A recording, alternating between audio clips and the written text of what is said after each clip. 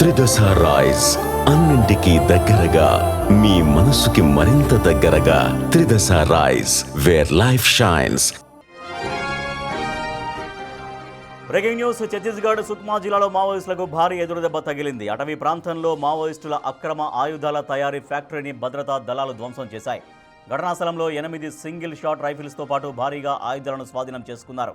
అలాగే భారీగా పేలుడు పదార్థాల తయారీకి ఉపయోగించే సామాగ్రిని సీజ్ చేశారు. సైనికులకు హాని చేయడమే లక్ష్యంగా పేలుడు పదార్థాలు తయారు చేస్తున్నట్టుగా గుర్తించారు. భద్రతా దళాల మధ్య సమన్వయంతో మావోయిస్టుల ప్రణాళికను భగ్నం చేశారు.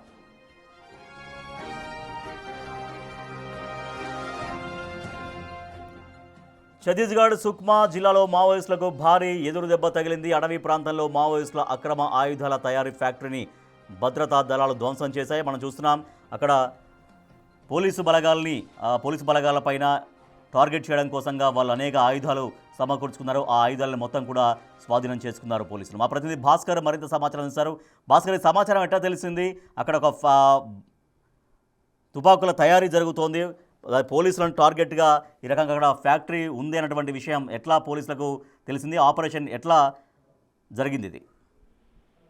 రాజేష్, ఛత్తీస్గఢ్ రాష్ట్రంలో ఇప్పటికే గత సంవత్సరం నుంచి కూడా ఆపరేషన్ కాగార్ పేరుతోటి మావోయిస్టుల యొక్క కార్యకలాపాలు నియంత్రించేందుకు మొదటైతే భద్రతా సైనిక సిబ్బంది, సిఆర్పిఎఫ్ తో పాటుగా డిఆర్జీ సిబ్బంది, మరో కోబ్రా సిబ్బందితో పాటు ఛత్తీస్గఢ్ రాష్ట్ర పోలీసులు మొత్తం కూడా ఒక బృందాలుగా ఏర్పడ్డారు. మొత్తానికైతే ఒక 4 వైపుల నుంచి కూడా ఇప్పటి వరకు అబుజ్మట్ అడవుల్లో ఉన్న సుక్మా జిల్లా, నారాయణపూర్, ఛత్తీస్గఢ్ రాష్ట్రంలో ఉన్న పలు ప్రాంతాలు మొత్తం కూడా పోలీసులు వాళ్ళ యొక్క వలయంలో తీసుకునే నేపథ్యం అవుతుంది. ఫలితంగా ఇప్పటి వరకు చాలా వరకు మావోయిస్టులను మట్టబెట్టారు. మరి కొంతమందిని అదుపులో తీసుకున్నారు. మరి కొంతమంది వాళ్ళే స్వతహాగా గన్స్ తో, వెపన్స్ తో సహా లొంగిపోతున్న నేపథ్యం అయితే ఉంది. ఫలితంగా ఇంకా సుక్మా జిల్లాలో అడపాదడప గంగళూరు పోలీస్ స్టేషన్ సమీపంలో కావచ్చు, నారాయణపూర్ ప్రాంతాల్లో కూడా వివిధ ప్రాంతాలలో నక్సలైట్లు మరి కొంతమంది దిగువ స్థాయి కేడరు డిఆర్జీ సిబ్బందికి ఎదురుపడిన నేపథ్యంలోనూ వాళ్ళంతా కూడా ఆపరేషన్ కాగార్ పేరుతో సర్చ్ చేస్తున్న నేపథ్యంలోనూ ఆ పోలీసులను చూసి మావోయిస్టులు ఎదురుకాల్పుల ఘటన చోటు చేసుకుంది. ఫలితంగా ఈ ఎదురుకాల్పులకు సంబంధించి వీళ్ళు కూడా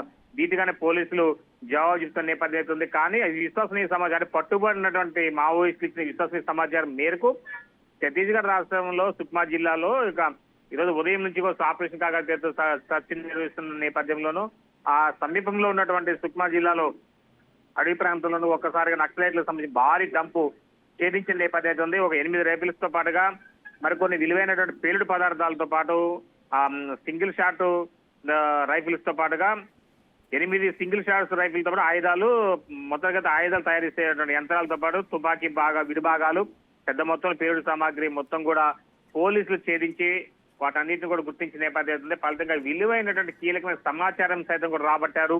కానీ ఆ సమయంలో మావోయిస్టులు ఎవరు కూడా అంటే అందుబాటులో లేని నేపథ్యం అయితే ఉన్నదని తెలుస్తుంది.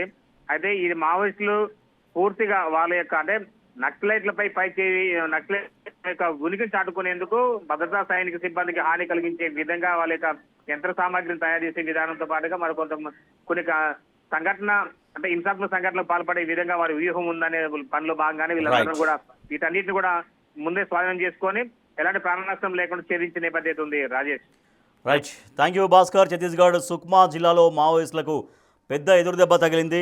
అక్కడ పేలుడు సామాగ్రిని, అక్కడ తయారు చేసేటువంటి ఆయుధాలు తయారు చేసేటువంటి ఒక ఫ్యాక్టరీని వాళ్ళు ధ్వంసం చేశారు.